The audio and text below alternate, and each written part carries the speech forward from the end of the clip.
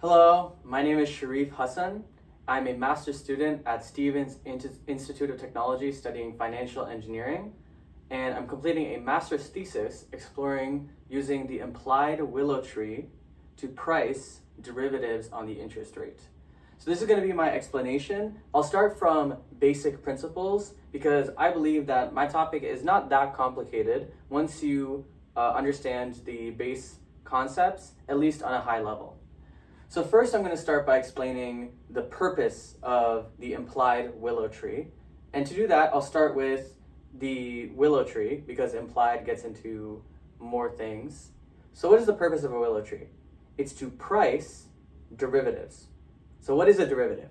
Well, let's consider what we're pricing, right?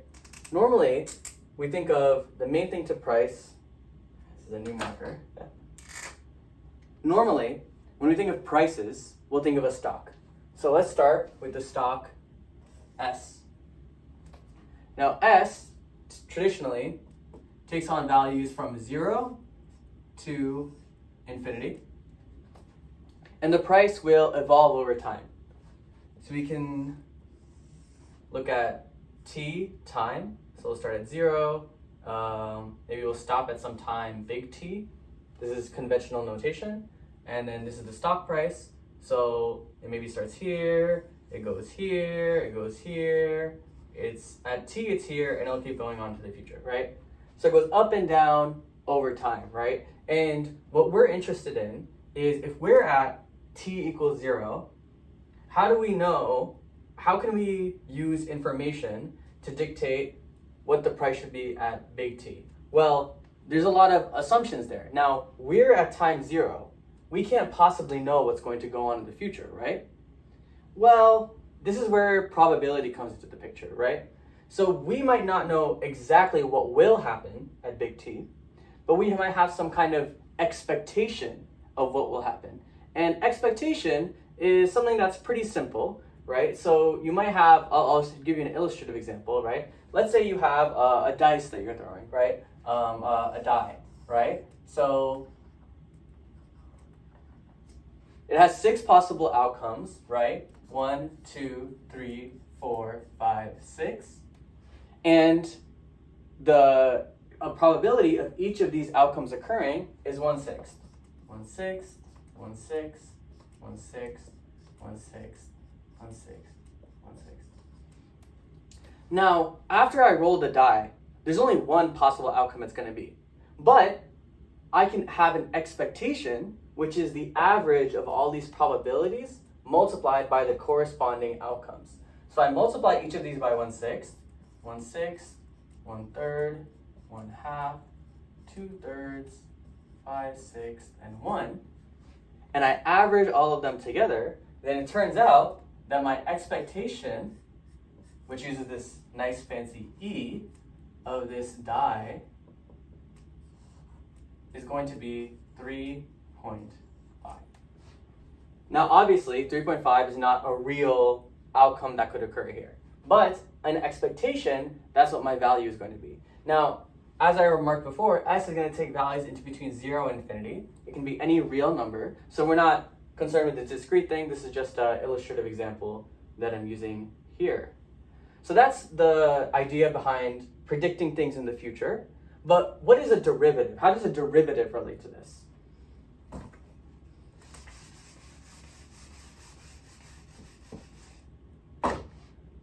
So I'll use the convention C. But a derivative is really any financial instrument that derives its value from some different underlying financial instrument, which is called the underlying, right? Now, there are tons and tons of different derivatives. So I'll just focus on one in particular, which is easy to understand. And actually, a lot of other derivatives can be expressed in the purpose of this one derivative, which is the option. You may have heard of options. It's even popular for people to trade them when people normally trade stocks, but now some people even do trading options. Not necessarily a good idea, but these are very liquid products. And by liquid, I mean that they are traded often. It's very easy to find a buyer if you're selling or a seller if you're buying. So the payoff of an option is different from a stock. A stock's value is just whatever the value is. If you own the stock, it goes up, then that's what your value is. If it goes down, that's what your value is.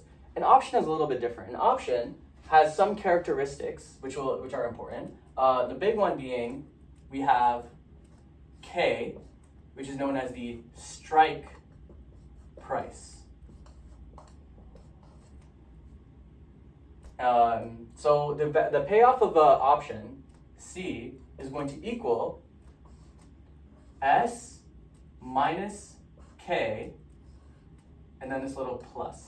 And what this plus means is that if this value is negative, it's just going to be 0. We're essentially only taking the positive part of this interaction. Now, technically, this is a call option. A put option would be K minus S, but just for simplicity, I'm only going to discuss call options.